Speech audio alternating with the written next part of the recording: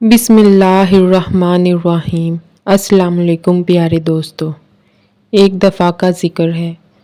دربانو اور گل بانو دو سہیلیاں تھیں جو ایک چھوٹی سے گاؤں میں رہتی تھیں۔ دونوں کا تعلق کسان گھرانوں سے تھا اور دن رات کھیتوں میں کام کرتیں۔ دربانو اور گل بانو کی دوستی بہت گہری تھی، مگر دونوں ہی ذرا دیوانی سی تھیں۔ ان کی شرارتیں اور حرکتیں گاؤں بھر میں مشہور تھیں۔ ایک دن کی بات ہے کہ دربانو اور گل بانو نے سوچا کہ کیوں نہ کھیتوں میں نئی قسم کی فصل اگائی جائے۔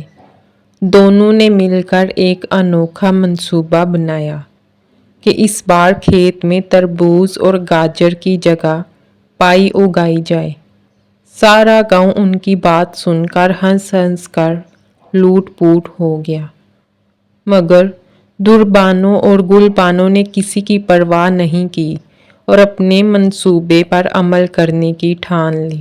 دونوں سہیلیاں روز صبح سویرے اٹھ کر کھیتوں میں جاتی تھیں، پانی دیتی تھیں اور بڑی محبت سے کھیتوں کی دیکھ بھال کرتی تھیں۔ کچھ دن بعد کھیت میں چھوٹی چھوٹی پیڑیاں یعنی کہ پائی نمودار ہونے لگی۔